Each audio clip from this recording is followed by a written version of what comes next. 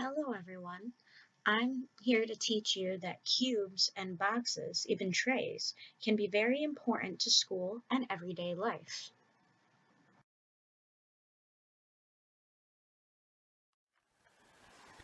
The Carson DeLoza Publishing Company made this cube so that students, when researching their reading, can ask these important questions. Where could I go to learn more information? What was interesting about the book? What information do I want to share? What information did I learn?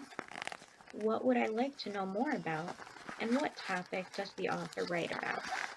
The only issue is, as I show, you need to blow it up, and this could take time, lung power, and things that we just don't have. Plus, it's kind of German.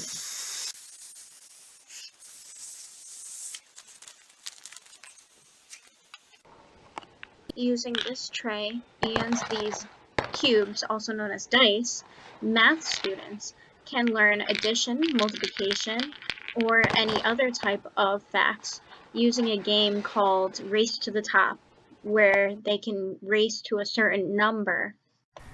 We all know that cubes are the same size, so to make it a little difficult, we're going to make a prism or a rectangular box. Starting here, we're going to draw a rectangle.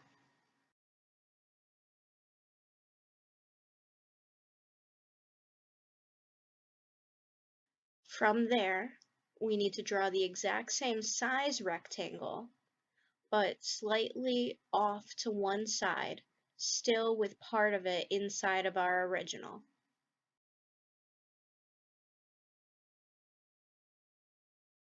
Now, noticing all of the vertices or the corners, draw a line connecting each vertex or corner to its corresponding vertex or corner. And you've just made yourself a prism. Like a single die, which is singular for dice, this rectangular prism has 6 sides.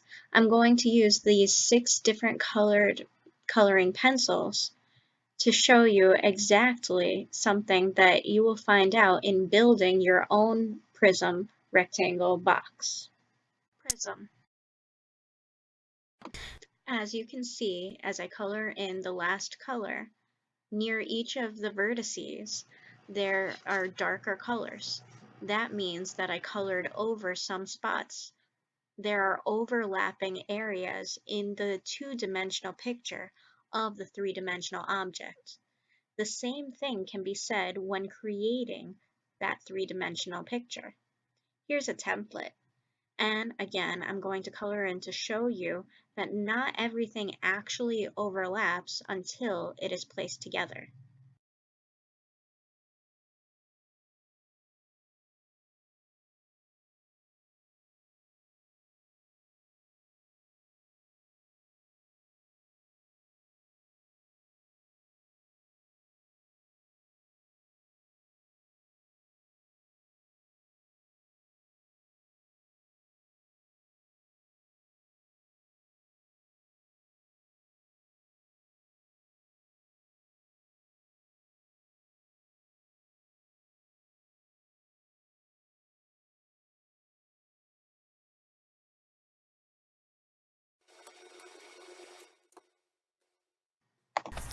I needed trays for work, so I'm using this sturdy material from binder dividers. I measured out a 10-inch by 8.5-inch rectangle to start. This is just my base structure for what will be my tray. From here, I go into measuring the tabs that will become the other sides of my tray.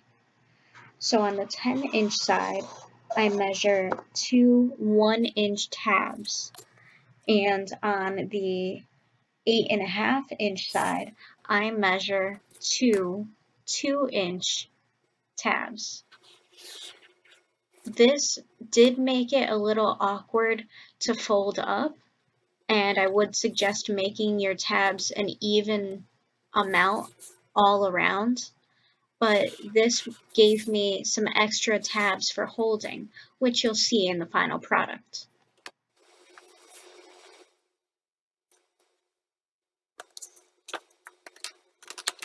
When cutting material, you always want to make sure to cut only one at a time to ensure that the cuts are precise, or as precise as can be made. Start by removing the excess material from around. Next, you are not going to be removing anything. Just cut the middle section so that that can be folded separate from the ends.